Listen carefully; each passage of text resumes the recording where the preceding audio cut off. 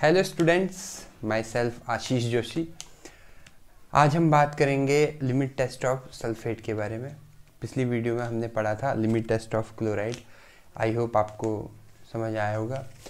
तो आज हम बात करते हैं limit test of sulphate. Limit test of sulphates. अब देखिए, लिमिट टेस्ट ऑफ क्लोराइड अगर आपने अच्छे से पढ़ा है तो आपको लिमिट टेस्ट ऑफ सल्फेट में कोई दिक्कत नहीं होगी। रीज़न, इन दोनों में जो कंसेप्ट है, उसमें जो कंसेप्ट था, जो उसका प्रिंसिपल था, वो था किस पे बेस्ड था? वो था कॉमन आयन इफेक्ट। तो ये वाला जो लिमिट टेस्ट ऑफ सल्फेट है, ये भी कॉमन आयन इफेक्ट पर ही बेस्ड है। ठीक है। बाकी जो डेफिनेशन थी, भैया लिमिट टेस्ट क्या होती है आपको पता है। मैंने आपको एग्जांपल दिया था कि जिसके थ्रू आप पता तो लगा सकते हैं कि हमारा सॉल्यूशन पास है या फेल है, लेकिन वो कितने मार्क्स से पास है या फेल है आप ये पता नहीं लगा सकते। अब देखिए मैंने क्या बोला। लिमिट टेस्ट ऑफ सल्फेट में किसी सॉल्यूशन में, ठीक है, कितना अमाउंट में सल्फेट है ये आप नहीं पता लगा सकते, या कितने अमाउंट में क्लोराइड है ये आप पता नहीं लगा सकते। लेकिन इसमें जितने अमाउंट में क्लोराइड या सल्फेट है या कोई इम्प्यूरिटी है, वो पास है या फेल है, ये आप इस लिमिट टेस्ट से पता लगा सकते हैं। तो इसे बोलते हैं लिमिट टेस्ट। अब हम बात करेंगे लिमिट टेस्ट ऑफ सल्फेट के बारे में। पिछली वीडियो में हमने बात करी थी लिमिट टेस्ट ऑफ क्लोराइड के बारे में। अब इसमें क्या है, इसका जो प्रिंसिपल है उसमें क्या होता है, soluble sulphate same to same एक क्लोराइड की तरह ही है, बस इसमें रिएजेंट केमिकल्स वगैरह थोड़ा चेंज है। ठीक है। सॉल्यूबल सल्फेट की रिएक्शन हम कराते हैं बेरियम क्लोराइड से। अब देखिए मैंने क्या बोला, सॉल्यूबल सल्फेट की रिएक्शन हम कराएंगे बेरियम क्लोराइड से, बेरियम क्लोराइड से, in the presence of hydrochloric acid. और हमको क्या मिलेगा? Barium sulphate plus chloride ion.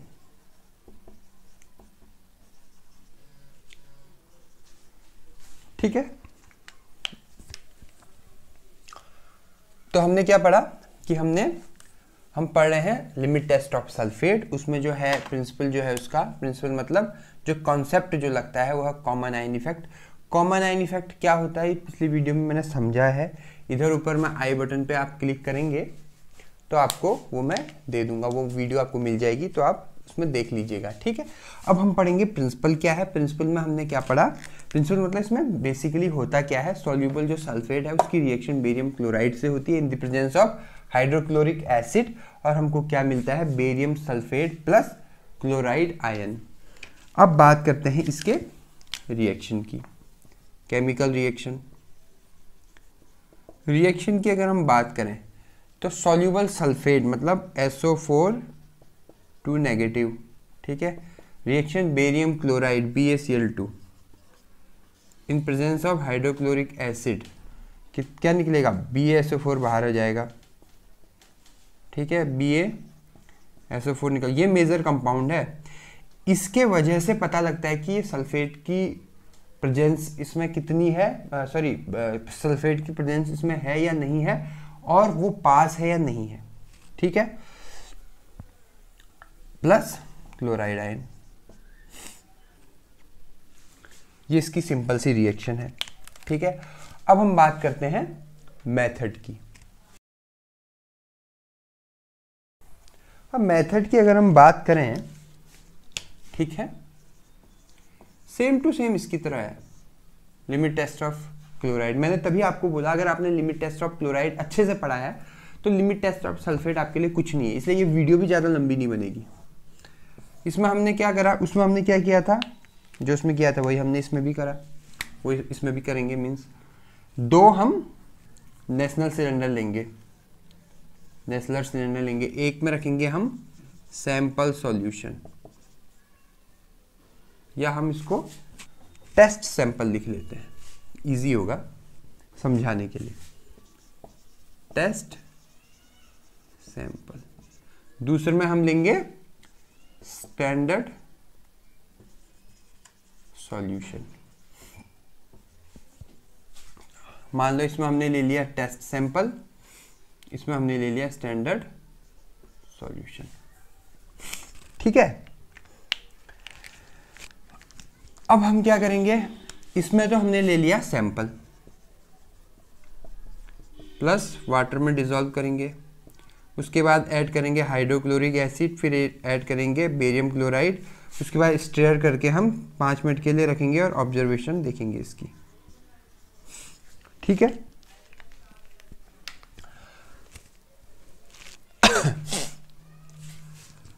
Standard solution में हम क्या करेंगे, इस सैंपल के जगह हम यहां पर स्टैंडर्ड रखेंगे। स्टैंडर्ड क्या होगा, पोटेशियम सल्फेट K2SO4, बाकी सेम है, बाकी पूरा सेम है।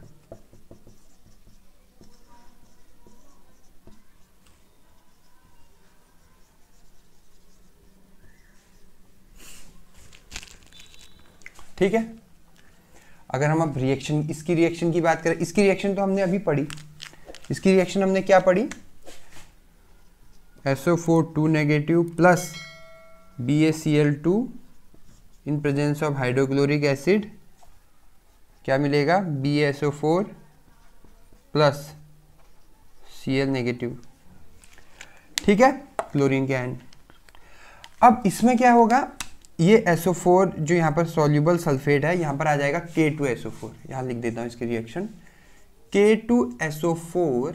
ये आप, अगर आपको अच्छे मार्क्स करने हैं तो आप क्या करना, टेस्ट सैंपल लिखना, इसके नीचे ये रिएक्शन लिख देना, स्टैंडर्ड सॉल्यूशन लिखना, उसके नीचे ये रिएक्शन लिख देना, ये वाली। ठीक है सेम, डिफरेंस कुछ नहीं है। कैसे, अब देखिए, K2SO4 प्लस, बाकी सेम है, BaCl2 in presence of HCl, क्या मिलेगा, BaSO4 प्लस KCl, ये बाहर निकल गया। ठीक है, ये आ गया इधर, और बाकी Cl और K के दो वो हैं, तो यहाँ पर आ जाएगा 2, बैलेंस करने के लिए रिएक्शन को। ठीक है, तो ये है अपना सिंपल सा, कोई इसमें दिक्कत नहीं है। ठीक है, अब ऑब्जर्वेशन की बात करें, सेम जैसा क्लोराइड में, एनिमी टेस्ट ऑफ क्लोराइड में सेम टू सेम है, ऑब्जर्वेशन ऐसे ही होगा। कैसे होगा, ऑब्जर्वेशन कैसे करेंगे इसका,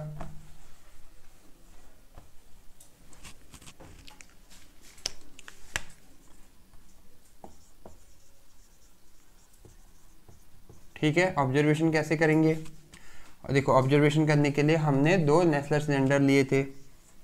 ठीक है, ये है नेस्लर सिलेंडर, एक में था टेस्ट सैंपल, एक में था स्टैंडर्ड सैंपल।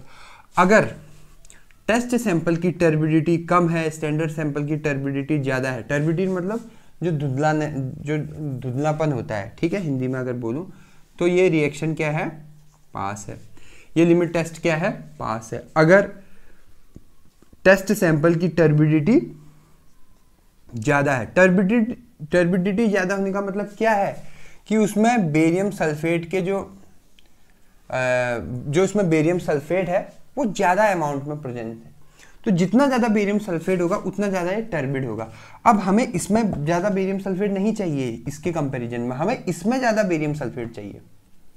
ठीक है, उसके बाद अगर इसमें ज़्यादा बेरियम सल्फेट हुआ तो हमारा टेस्ट क्या, फेल है। ठीक है, इसमें ज़्यादा हुआ बेरियम सल्फेट मतलब टर्बिडिटी। ठीक है, बेरियम सल्फेट मतलब इसकी टर्बिडिटी अगर बहुत ज़्यादा है, ये बहुत ज़्यादा हमें धुंधला दिख रहा है और ये कम दिख रहा है, तो ये क्या हो जाएगा, फेल।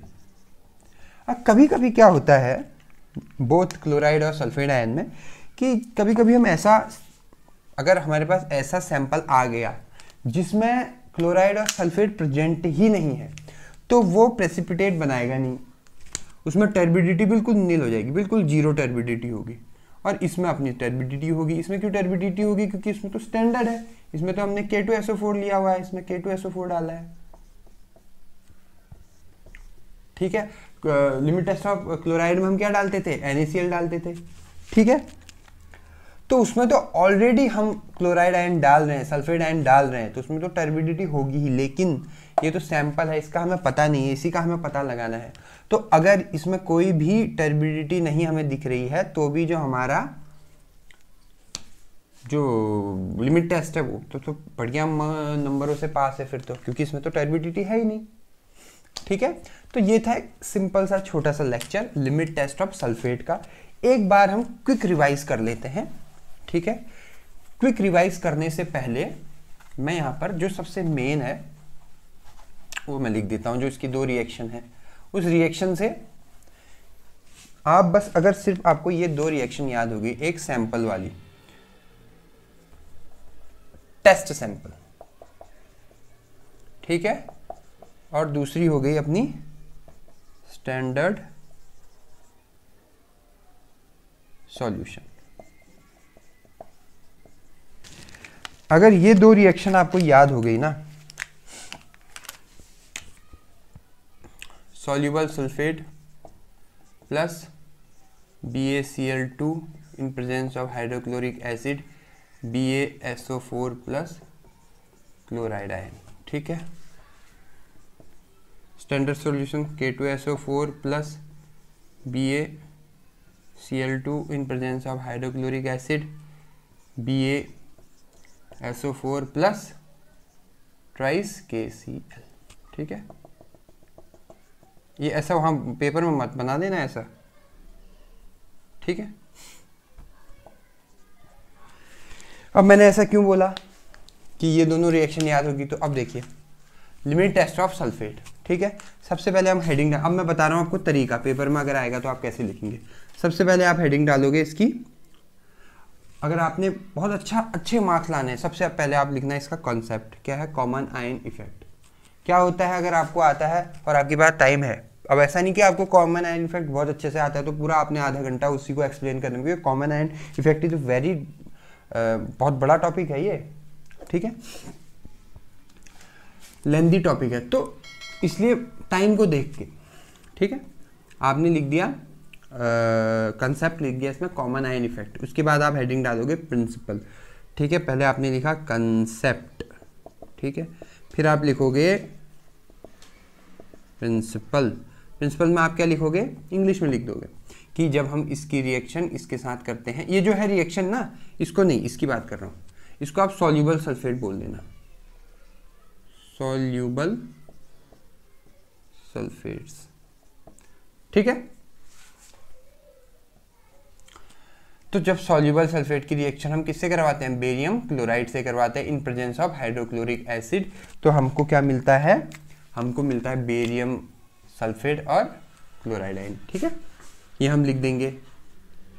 उसके बाद फिर हम लिखेंगे, फिर हमारी आएगी तीसरी हेडिंग रिएक्शन, ठीक है, या केमिकल रिएक्शन, केमिस्ट्री है तो केमिकल रिएक्शन दो बना देना, फॉर टेस्ट सैंपल, ठीक है, और यहाँ लिख देना फॉर स्टैंडर्ड सॉल्यूशन। यहाँ पर ये रिएक्शन, यहाँ पर ये रिएक्शन, ठीक है। चौथा मेथड,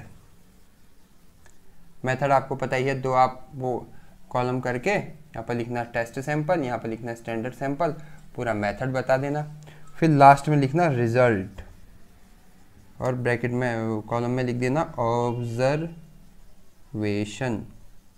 फिर लिख देना कि वो टर्बिडिटी वाला कंसेप्ट लिख देना कि अगर टेस्ट में ज़्यादा टर्बिड होगा, स्टैंडर्ड कम टर्बिड होगा तो फेल है, अगर स्टैंडर्ड में ज़्यादा टर्बिडिटी है, टेस्ट में कम टर्बिडिटी है तो हमारा जो लिमिट टेस्ट है वो पास है। अगर आप ऐसे लिख दोगे तो कौन है जो आपको फुल मार्क्स नहीं देगा, अब बताइए आप, ठीक है। तो बहुत इजी सा ये लिमिट टेस्ट था, लोग बोलते हैं कि बहुत टफ है, बहुत लंबा है, बहुत लेंथी है, लेकिन एग्ज़ाम पॉइंट ऑफ व्यू से इतना ये काफ़ी है। तो ये थी मेरी आज की वीडियो। अगर आपको मेरी वीडियो पसंद आए तो मेरे चैनल को सब्सक्राइब कीजिएगा, बेल आइकन पे क्लिक कीजिएगा, ठीक है, मेरे वीडियो को शेयर कीजिएगा, और आपने मुझे इतना वक्त दिया उसके लिए बहुत बहुत धन्यवाद। Thank you so much.